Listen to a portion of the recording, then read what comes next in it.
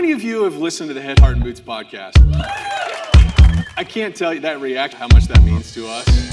Welcome back to the Head, Heart, and Boots podcast. I'm Chris. And I'm Brandon. Join us as we wrestle with what it takes to transform ourselves and the businesses we lead. This new camera angle makes my arms look smaller than yours. I'm noticing that, and I really appreciate it. I thought you did that on purpose. No, I didn't, and I am not happy. What's up, gang? Hey. Leighton. RIA 2024. That's right. Yeah, I feel like sometimes when we make that announcement, I can't tell if we've started a Super Bowl commercials or if we're just actually at RIA. But Yep. Leighton, you've been a busy man. You've literally been all over everywhere. Yeah, Like, how many breakouts, how many meetings? Have you lost count? I have someone that just tells me where to go. It's helpful, right? He just texts me and says, "You're late," all the time. All day long. And, Yeah. and I was like, "What room am I supposed to be in?" And then someone just, just hits me, just inject me with something, and then I just, yeah. But you know what? Hey, I just tell my team, we worked really hard for these problems and these opportunities, and so it's good, and I hope that we're solving meaningful problems. Yeah. Right. I mean, at the end of the day, it's a lot of hard work if the problem's not meaningful, and I think it's meaningful. So we have a compelling vision of the future that includes a workforce dynamic that's very different than it is today. Yeah. So It's like the fuel at hour 12.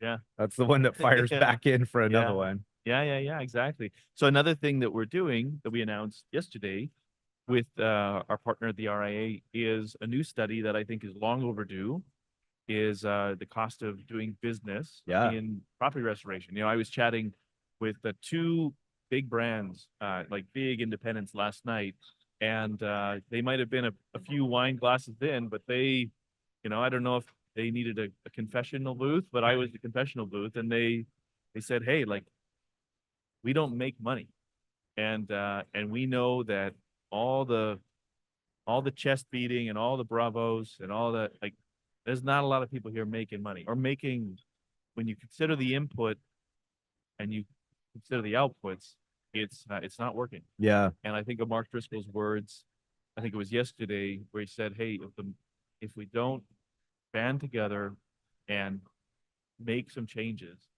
the economics of this model," and I'm paraphrasing, they won't work, and this industry will collapse as we know it in 10 years. Yeah. And I think a part of that is that the restorers need to be able to have a benchmark study to be able to share in their own advocacy efforts, in their collective advocacy efforts, to be able to share, no, this is what it costs to run this business. And so the cost of doing business report is something that we think is very important. And so that registration opened yesterday, costofrestoration.com. And then the ability to participate in the survey opens on Monday.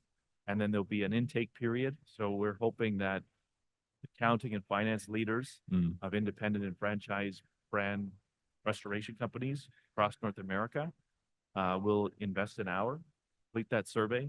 It's completely anonymous, it's very secure. I think we do a very good job of that.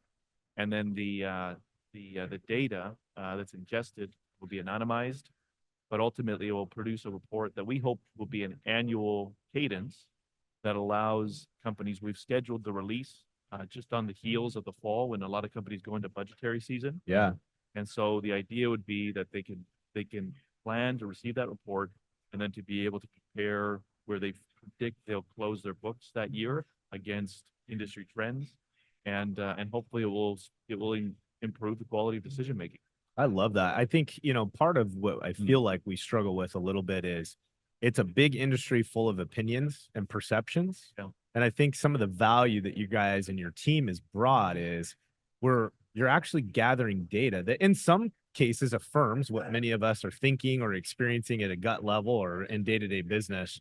But I think also it creates a common understanding so that even our extended partners and stakeholders in the industry, carrier side, right, service partners, we can say the same things and agree to it because it's data backed.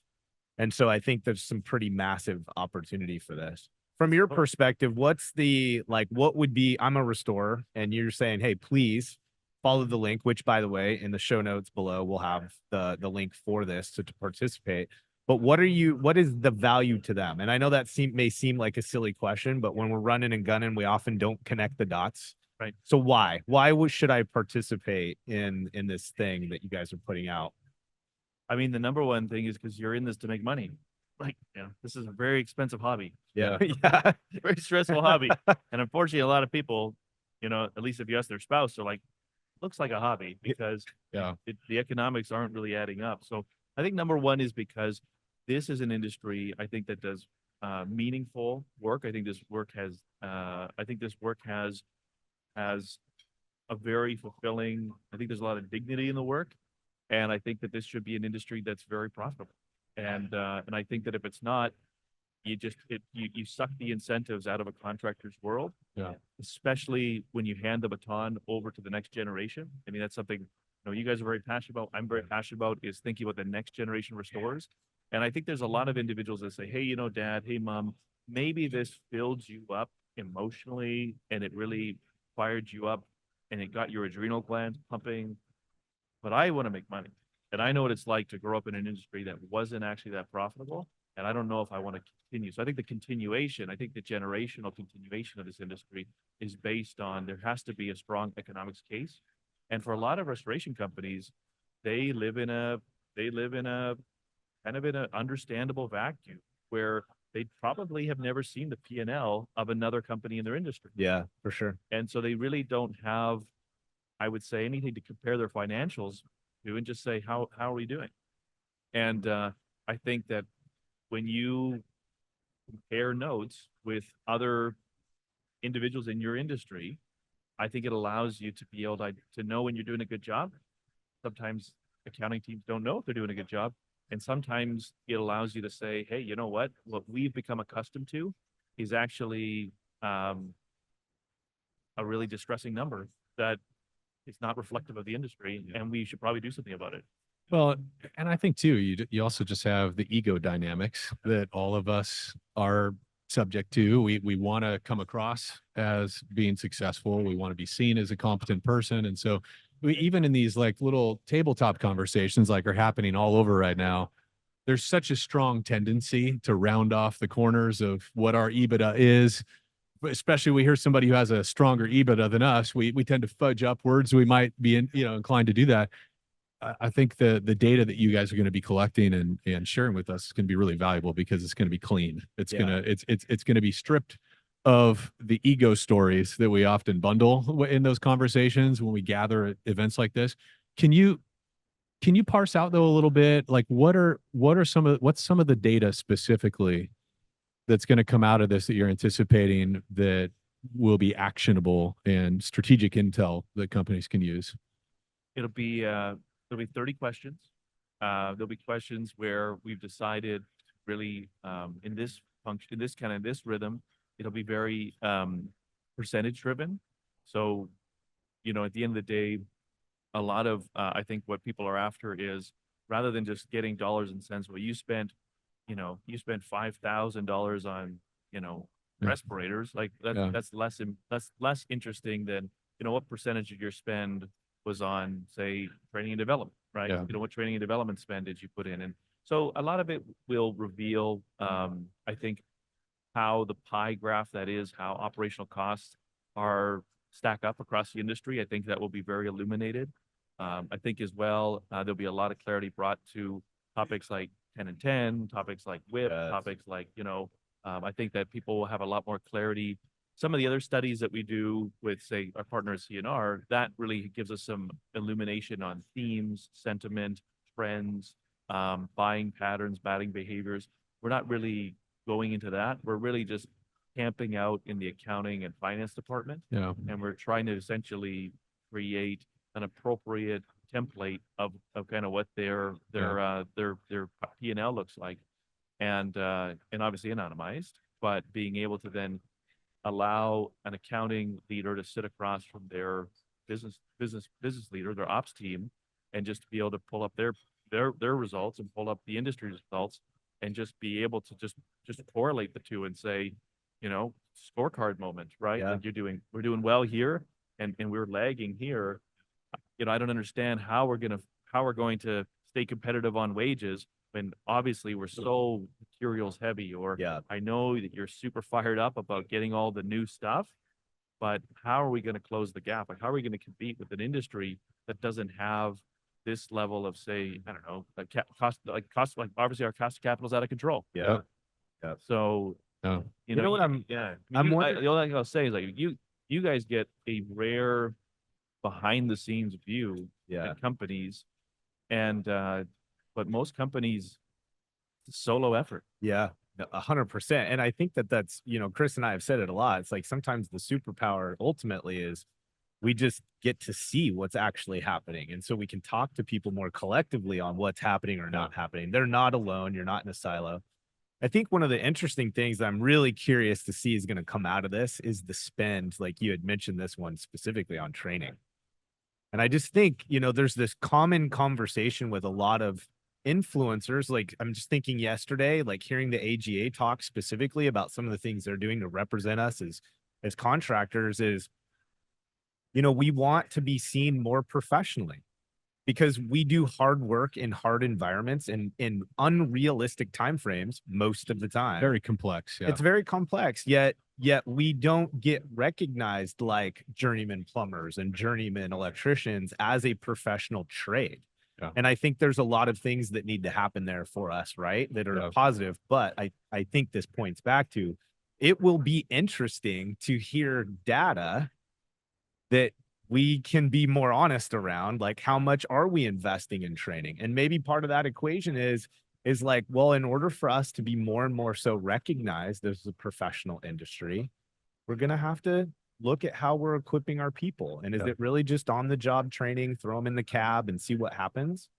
Or is there intentional investment, right? I think this will illuminate that for us potentially, and we'll be able to think about what that means. And then I think another byproduct, and please, Leighton, if I'm like going off the rails. These are directly in line. I'm glad that you got the speaker notes before I showed up. Right? So, no. Right? Good. Yeah, this is why we're doing this. Yeah. I think, well, just one more thought here is, I wonder too, what it'll allow us to do is when we start seeing where these spends are more visually, more blown out and kind of stepping back and looking at it, will it also tell us like where some of these walls are in our business that we keep beating our head against it? We're not necessarily seeing a different result. Yeah. And maybe then it'll give us more, maybe something we can take more decisive action on let's stop doing in this category because we clearly see it's not helping. Yeah. And then can we shove that or funnel that spend into a different area of the business that may give us a different result, right? So yeah, I'm confident that in 5 to 10 years, I mean, we believe that a big part of KnowHow's contribution to the industry will be to create, we call it like a seatbelt moment, which is like, we want in 5 years for new participants in this industry to look in the whites of the eyes of the old guard and say, that's how you used to do it. That's crazy. Like, how did you not, like, that's crazy. And say like, and I look at my parents, I say, I'm harnessing my children into these apparatuses that apparently are going to keep them safe on the car. And then my mom says, yeah, we just threw you in the back. Out in the rear in windshield. the old station wagon, and you bounced around it, but at the end of the day, it's really interesting because you question the ethics of their decision making. Yeah. You wonder whether they were responsible, whether they were reckless. How did a generation even survive? Yeah. And obviously I'm here to prove that it worked, but I do believe that there'll be opportunities like that. I mean, all you have to do is look at another industry like, I don't know, take for example, Blockbuster. I mean, it's probably not a perfect example, but when someone looked at the economics of distributing, cassettes and DVDs and Blu-rays and all these things, that was a business model where everybody just lived with a fixed mindset that model requires a physical brick and mortar distribution model. And then you see Reed Hastings and his team come along and actually completely uproot that market. And Yeah. so I'm hopeful that there are things in this industry that people think are immovable load-bearing walls. Yeah. And all of a sudden they get moved and you recognize that actually they weren't load-bearing, Yeah. right? They were just Yeah. taking up space. Yeah. Yeah. And That's a really great way to think about Yeah, that, it is. honestly. Yeah. yeah, That's awesome. I mean, you guys, you get deep down and personal with these companies you work with.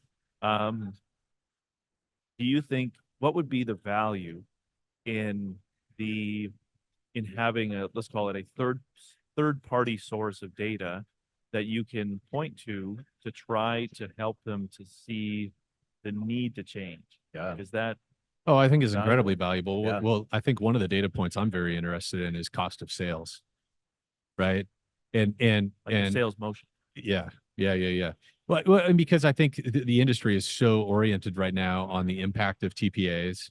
I think many companies that are embrace TPAs are starting to think more critically about diversifying their income streams. Sure. Right. We have a number of companies in our industry that live and die off of plumber relationships.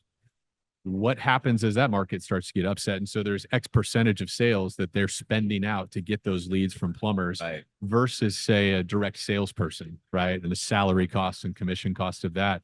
I think sales is one of the bigger black boxes in our business because for so long, it's just come in, and we had the whole agent candy and smiles approach for a while that was very static.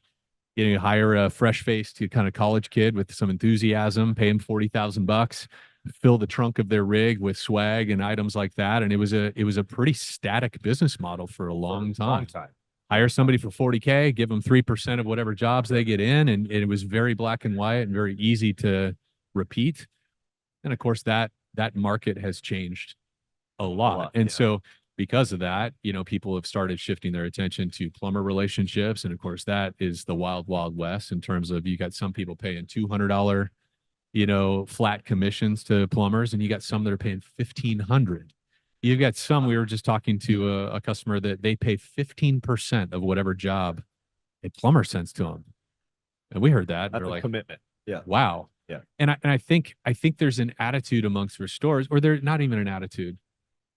I just think we don't have a very good grip on some of these expense ratios and what we should be targeting. And so it's kind of like there's this opportunity mindset that's just like, yeah, I'll give up 10%. Sure, I'll do 50. Yeah, you send me a really sweet job, I'll give you 15% of that without necessarily having the experience to understand the kind of downstream effects of that. Yeah, the tail. Right. Yeah. And like who was it? Rod Cruz, right? Yeah. He was talking about this idea of monopoly money and how effective it is sometimes to bring out a stack of monopoly money. Yeah. And with a business owner, divvy out, okay, well, here's your cost of sales. Here's the stack that's left over. Let's talk about your SG&A, right? And what falls under that. Okay, well, let's peel that off the top, right? And getting people this visual representation of how much is left after you've taken all of the cost of operations out. Yeah. Right.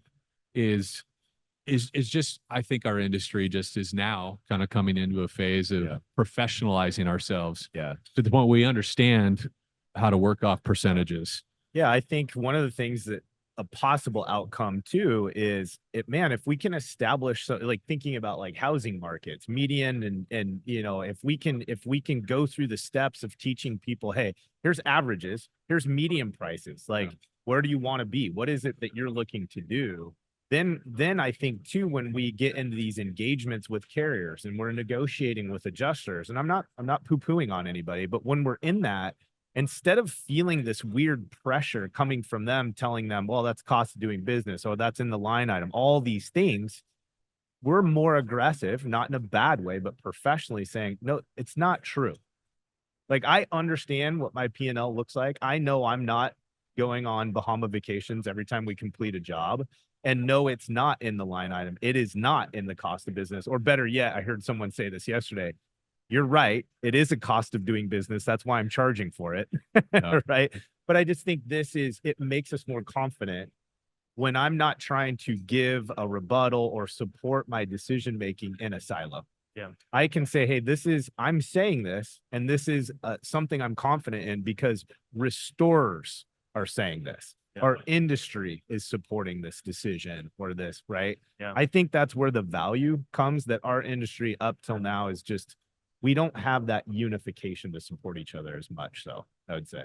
I see the same thing. There's a few things that come to mind, and I wonder what you guys think about them. So I'll lay out 3 things on the table, and then you guys are great thought integrators. So I wonder what you think about it. So the first one is, I think that there is an interesting cocktail of people in this industry who are extremely resilient, meaning that they will go through walls. They're super adrenalized, which is another way of saying they have the memory of a goldfish, right? They're in fight or flight mode. Yeah. Your prefrontal cortex is shut down when you're in a heavily adrenalized fight or flight mode. Yep. So, and then this is an industry that I don't think is opportunity restrained, meaning the work is coming in. Yeah. So meaning that here's an industry where I'll go through walls. There'll always be another job. And yes, we didn't make the margin on that last job, but you know what? Water under the bridge. Let's get on to the next job. And I think when you compound effect that over a 12-month annual, like just motion as a company, I think there are a lot of people in this industry that get to the end of the year and they look at their balance sheet. Heck, they probably just look at their bank account. Yeah. They're like, I feel like I should have made money. Yeah. And so that's kind of, number one. Number two is a lot of private equity coming in. Yep. And I wonder what's going to happen when this report lands on private equity. Is it going to cool or is it going to accelerate? Yeah. Interesting. And then I just came from a meeting and the discussion was a lot of heated discussion about how insurance carriers were not paying in a timely manner. And then they shared with the carriers, did you know that this was a Canadian discussion? Did you know that these provinces are regulated, like it is the law of the land that you have to pay us within 30 days? And 201, every carrier is like, well, I didn't know that. So it's like, well, if that's, and so they changed all of their policies and now all these carriers are getting on board and they're changing. And so just leveraging a law, I just wonder for an insurance carrier, if they're that receptive to pivot, like something as critical as when we pay you based on objective information, private equity, and restorers who I think are almost wired to just keep calm and carry on. I just wonder what the interplay of those dynamics will be of a report like this, if we can stick the landing and produce a good resource.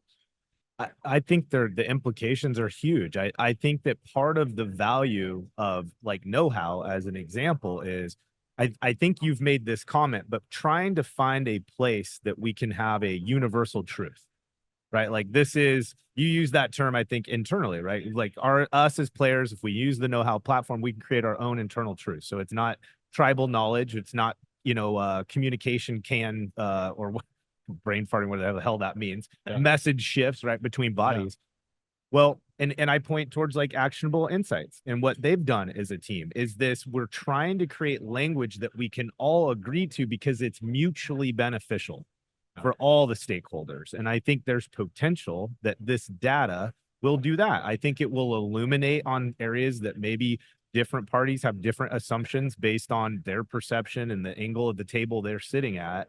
And I think that, again, this is a way for teams like yours to continue to create a unified language, a universal truth that then when we're negotiating or making decisions, it's like, I don't have to create an argument for the why. The why is understood, and we can just talk about the data, the detail. Is this something in the scope? Yes or no? Is this a decision we have to make? Yes or no? And try to remove some of the opinions and some of the emotion out of those negotiations or other elements. So I think most certainly we'll see that. Boy, the PE thing would be interesting. What do you think? Yeah. You think it'll cool it or it'll accelerate it? Well, I think I was just talking with a client about this. I think there's two kinds of PE firms. There's ones that are seeing the opportunity from the outside and they're drawn to it. They're drawn to the economy resistant nature of our industry, but they don't have a ton of domain expertise. So they're coming in a little bit cowboy, right? Trying to grab the opportunity, but they don't have an understanding of the market.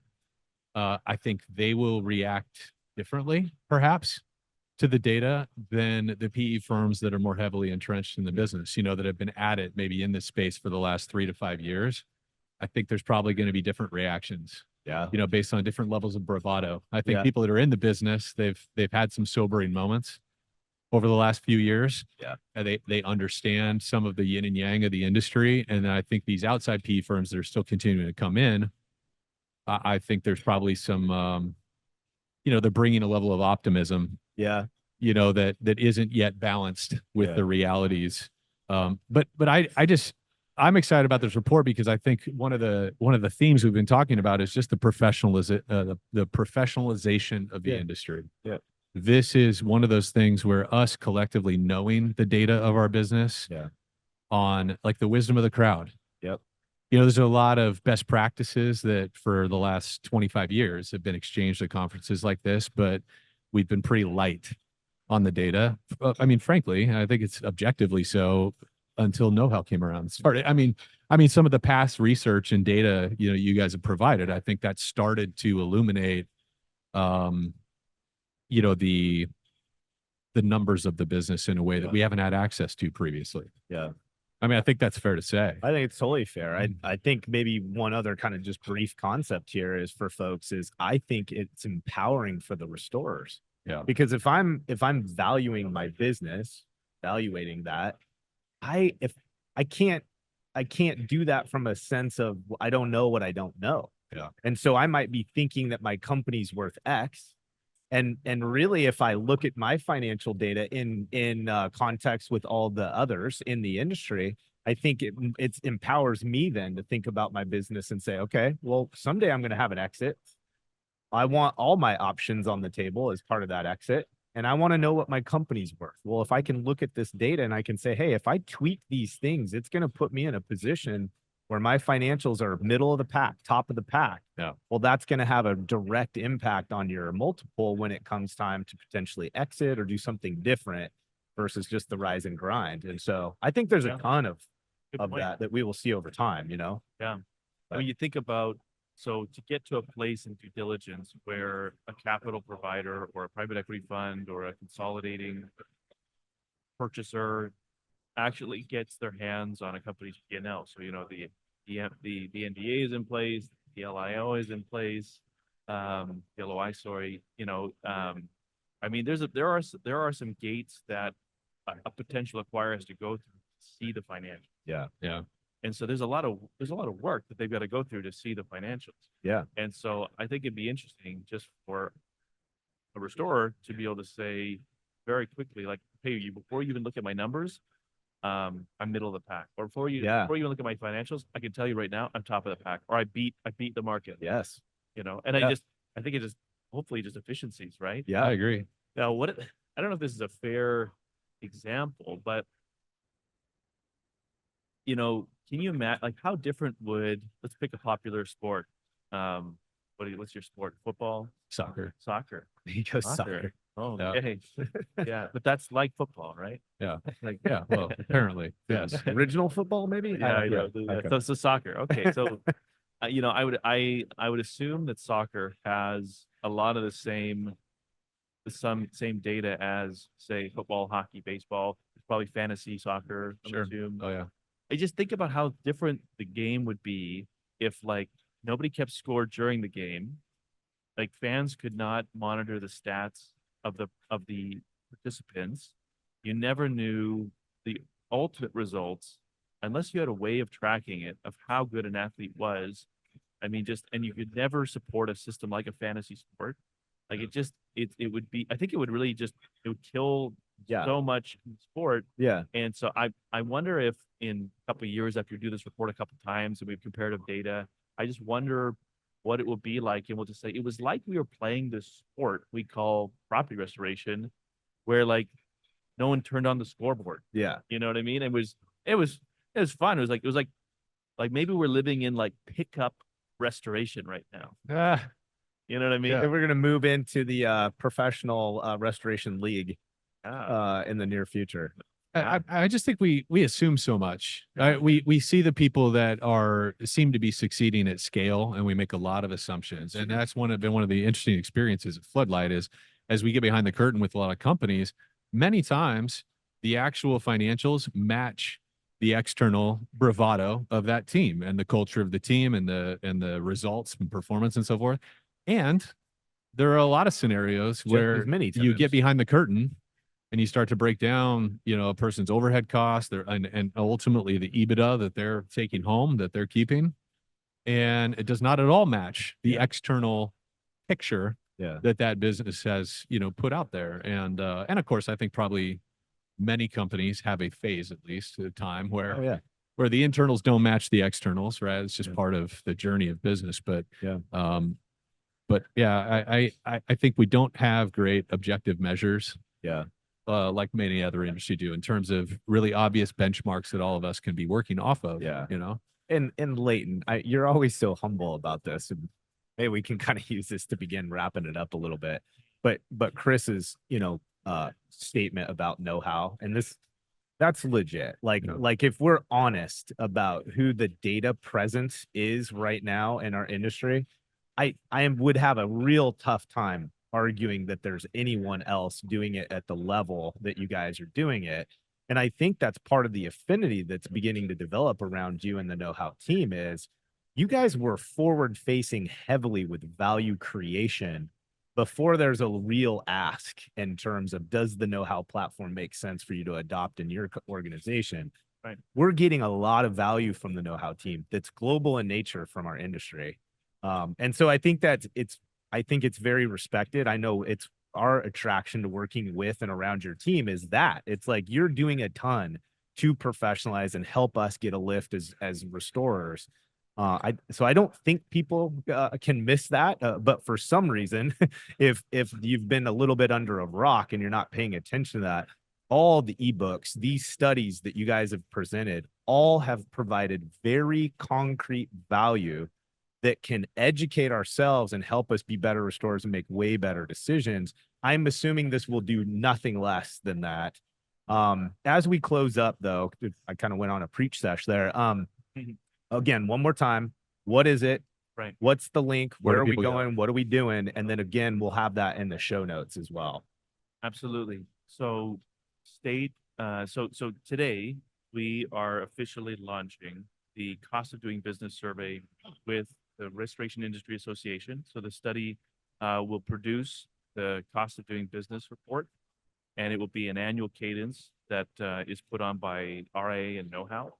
And it's a study that you can participate in by filling out a survey, having a financial or accounting leader in your company fill out a study. It's going to take you about 60 minutes. It's completely confidential.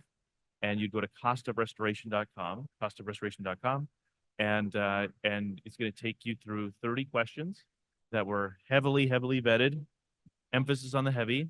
There was some serious vetting, but we got there, and the results will go through a period of analysis, and then we'll produce what we hope to be a very detailed and a very well presented report that will be free. Love it. Yeah, That's powerful. Okay. So costofrestoration.com. Costofrestoration.com. Okay. Yeah. Is there another, for those people that maybe they missed the announcements previously, the other reports and resources you guys, is there a place just apart from like your main website, is there a place we can send them to get some of the other industry reports that you guys have previously done? Yeah, well, definitely our website, there's a resources page that I think is very, it's all the bounty that we bring to the market is there. It's all free, but you can find most of our stuff on your favorite podcast or your streaming site. And then most of our studies and our books, if you need a physical copy, they're on Amazon, but I think the e-copies are great. And so, but the website is kind of the mouth of the river. Okay. And all those resources that we provide, there's no cost to them.